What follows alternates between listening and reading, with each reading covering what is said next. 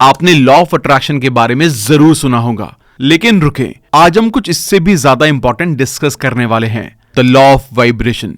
ये वो secret sauce है जो लॉ ऑफ अट्रैक्शन को कंप्लीट करती है, और ट्रस्ट मी, ये गेम चेंजर है। आज हम वेक्स किंग की book good vibes good life से द लॉ ऑफ वाइब्रेशन के कॉन्सेप्ट को जानेंगे। ये सिर्फ अच्छी वाइब्रेशन के बारे में नहीं है, बल्कि उसके पीछे के साइंस को भी समझना जरूरी है।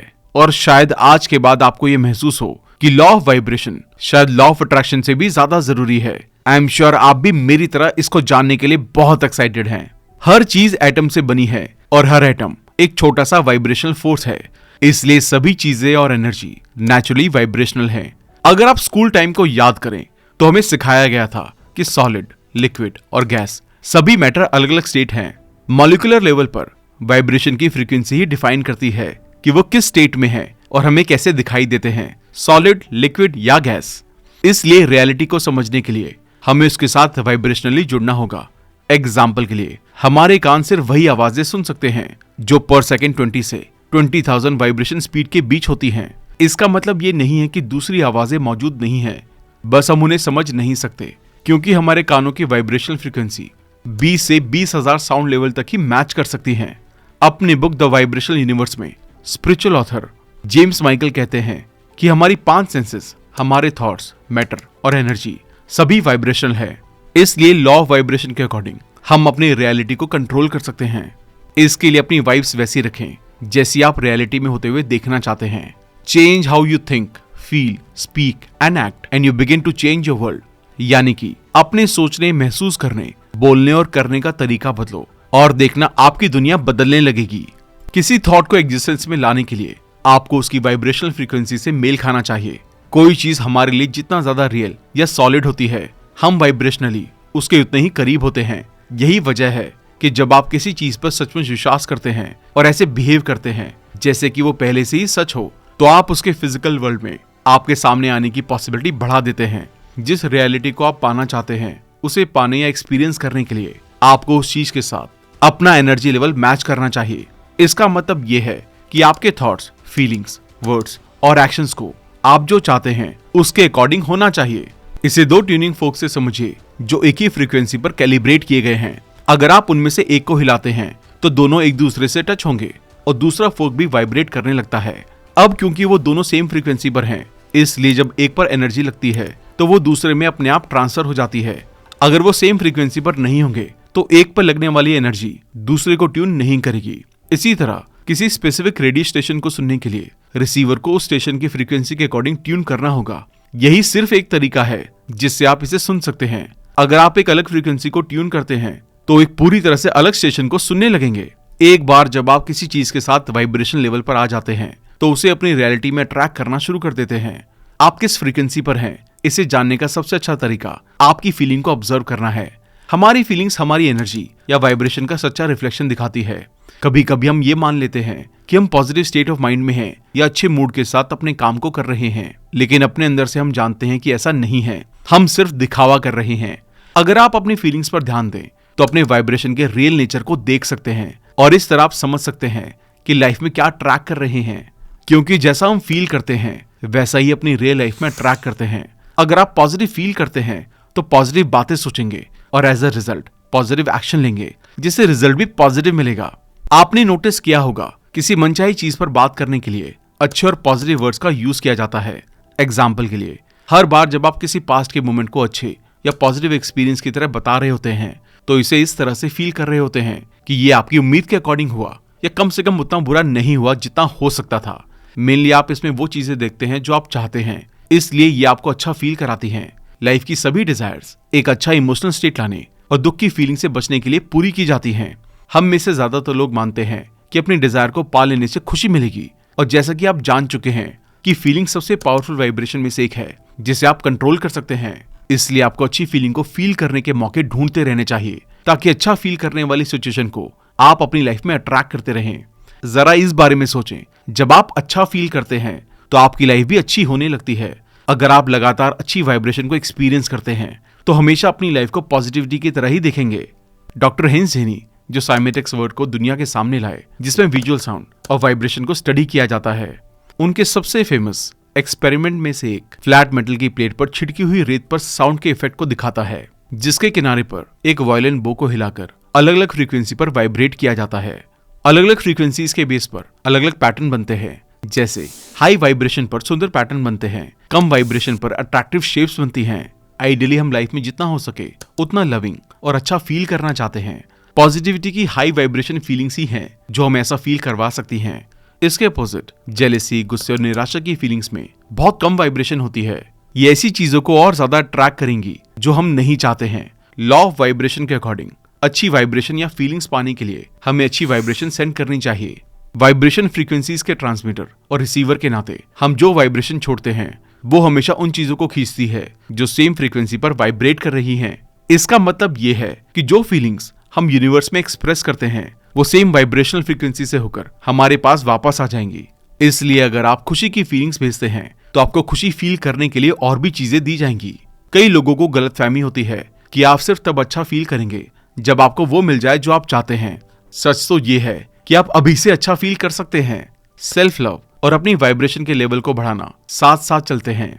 जब आप अपनी वाइब्रेशन को बढ़ाने की कोशिश करते हैं तो अपने लिए वो प्यार और केयर दिखाते हैं जिसके आप हकदार हैं। इससे आप ऑटोमेटिकली अच्छा फील करेंगे और अच्छी सिचुएशन को अट्रैक्ट करेंगे।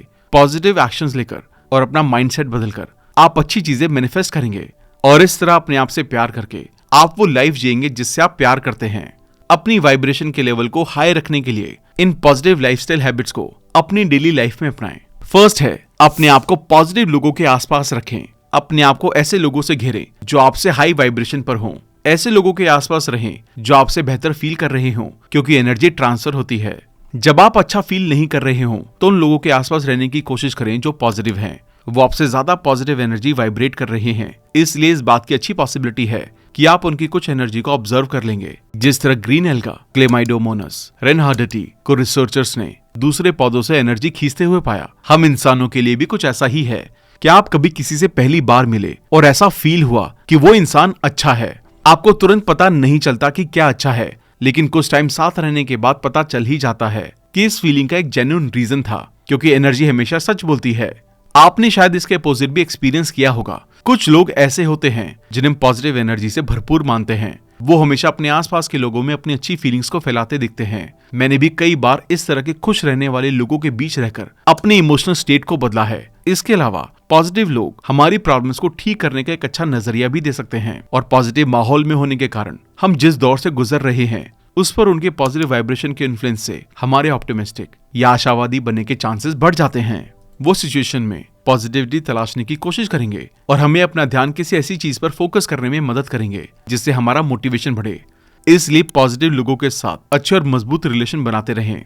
जब आप ऐसे लोगों के साथ ज्यादा टाइम बिताते हैं जो आपकी लाइफ में वैल्यू ऐड करते हैं और आपके मूड को अच्छा रखते हैं, तो आप उनके इंस्पायरिंग थिंकिंग पैटर्न को अपनाना शुरू कर देंगे। लॉ ऑफ वाइब्रेशन बताता है कि हम उन लोगों को अट्रैक्ट करते हैं जो हमारी जैसी ही फ्रीक्वेंसी पर वाइब्रेट कर रहे हैं। इसलिए अगर हम डेली बेसिस पर दूसरे लोगों के लिए ज्यादा पॉजिटिव चीजों को एक्सपीरियंस करना शुरू करें तो अपनी लाइफ में भी और ज्यादा पॉजिटिव लोगों को अट्रैक्ट करेंगे और इस तरह अपने चारों तरफ पॉजिटिविटी फैलाने वाले माहौल को मजबूत बनाएंगे। अगली हैबिट है, अपनी बॉडी लैंग्वेज को चेंज करें।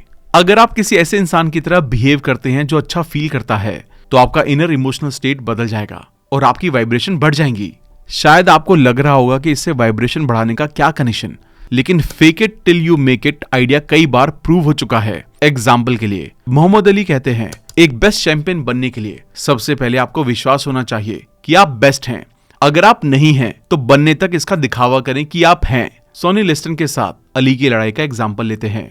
लड़ाई से पहले अली ने ऐसे एक्ट किया जैसे वो लिस्टन के पास जाकर उसे हरा रहे हैं और पब्लिक उनके लिए तालियां बजा रही है।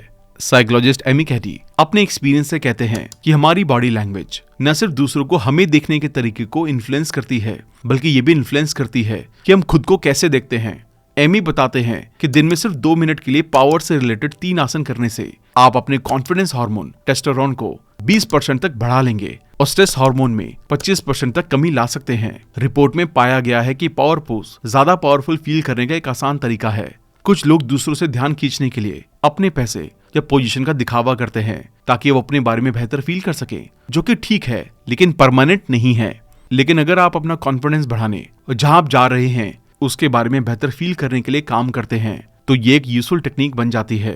ये इमेजिन किया हुआ कॉन्फिडेंस फिर धीरे धीरे असली कॉन्फिडेंस बनना शुरू हो जाएगा और आप इससे मिलती जुलती चीजों के जितना करीब पहुंचेंगे ये उतना ही ज्यादा रियल होता जाएगा। थर्ड टेक्निक है थोड़ा सा टाइम निकालें, अपने आप को अंदर से चार्ज करें, क्योंकि आप खुद को अंदर से जितना चार्ज रख पाएंगे उतनी एनर्जी बाहर फैला सकेंगे। नेचर में कुछ टाइम बिताना भी बहुत यूजफुल रहेगा। इस टेक्नोलॉजी के दौर में टेक्नोलॉजी के बिना लाइफ को जीना मुश्किल होता जा रहा है। ऐसे में नेचर में बाहर रहना आपकी सोल को फिर से जिंदा करने में मदद कर सकता है। 1991 में पब्लिश एक रिसर्च स्टडी में पाया गया कि नेचुरल माहौल हमारे अंदर पॉजिटिविटी और साइकोलॉजिकल वेलबींग के लिए मोटिवेट करके हम पर अच्छा इफेक्ट डालता है। इसके लिए आप बाहर वॉकिंग करने जा सकते हैं, अपने गार्डन में कुछ काम कर सकते हैं, किसी पेड़ के नीचे जाकर बैठ सकते हैं या तारों को निहार सकते हैं।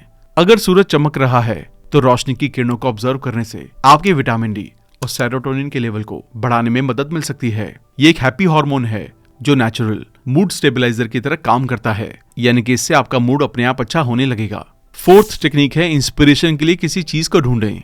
ऐसी चीजें ढूंढें जो आपको मोटिवेट करती हैं, क्योंकि इंस्पिरेशन हमारे अंदर की उम्मीद को बनाए रखती हैं। ऐसे कई तरीके हैं जिनसे आप इंस्पायर हो सकते हैं, जैसे self help books, biographies, podcast और ब्लॉग्स या मोटिवेशनल मूवी। ऑथर ने जब अपना करियर शुरू किया तब एक बार उन्हें ऐसा लगा जैसे लाइफ में पूरी तरह से खो गए हैं और आगे कुछ भी समझ नहीं आ रहा था। दरअसल उन्होंने टी शर्ट बेचने का अपना बिजनेस शुरू करने के लिए जॉब छोड़ दी थी और बिजनेस में अपना खुद का पैसा इन्वेस्ट किया था, लेकिन उम्मीद के मुताबिक सेल्स नहीं हो पा रही थी, इसलिए वो काफी उदास थे।